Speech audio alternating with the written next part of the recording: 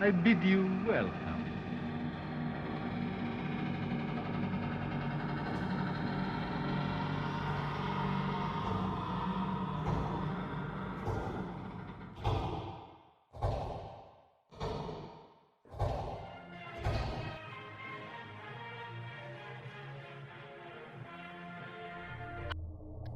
Hello and welcome back to another Bobby Quarters Making Sense podcast. I want to thank everybody for tuning in and listening to it all. I do appreciate this very much. So, room 1046, let's dive in.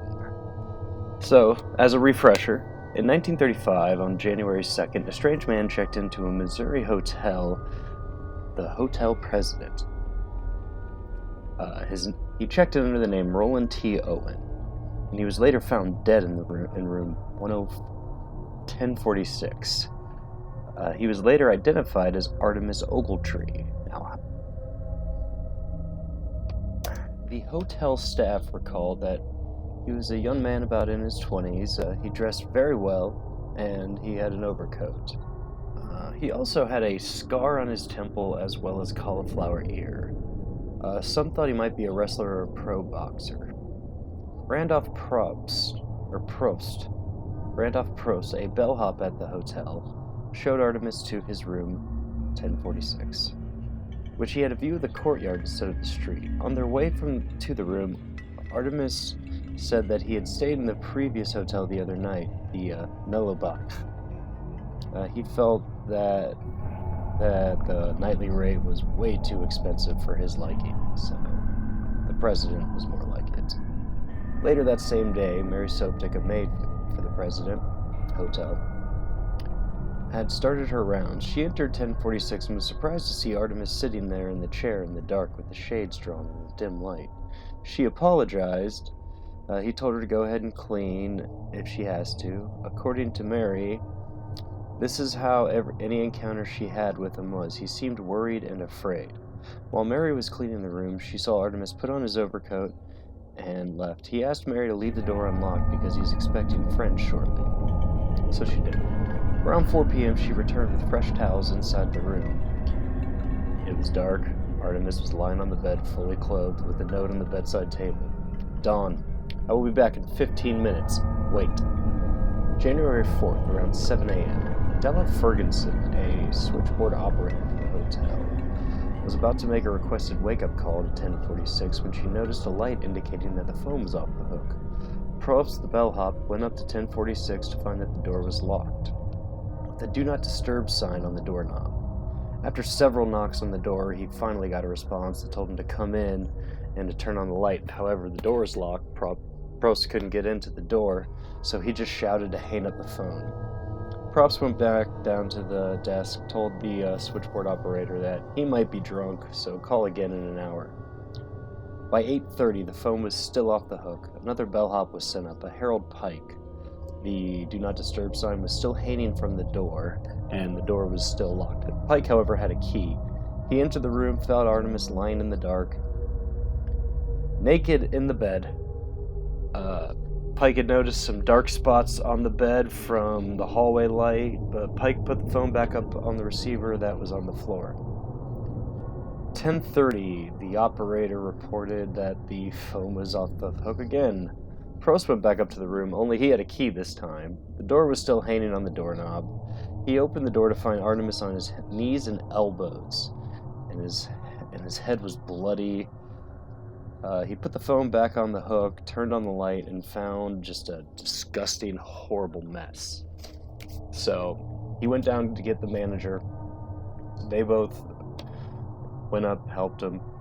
Somehow he had propped himself up against the doorway, and he was holding himself up, preventing them from coming in. They convinced him to allow him to get into the room so that they could help him out. Once they did, a doctor was called on scene immediately to help out with trying to get him fixed up and stitched up and helped out, but they were able to get him to a hospital, but he did die shortly after midnight on the 5th. Now, again, a lot to unpack because none of the hotel staff ever see anybody coming into the room or anything, or him coming in with anybody, but they knew he was meeting with somebody. A lady who stayed on the same floor with him remembered hearing shouting voices one night. Like, it seemed like there was two men arguing in the room. The cause of his death, the doctors performed an autopsy on Ogletree and determined that he had died from his wounds. Dr. Flanders is the doctor who examined the body and put the bloodstains in the room. Since much of it had dried by the time that he had arrived, he estimated the wounds been inflicted around 4 or 5 a.m. that day, and it was consistent with what Pike had seen in between Pike's first visit and Probst's first visit. The detectives searching the room took note of what they did not find took as much note of what they did not find as what they did.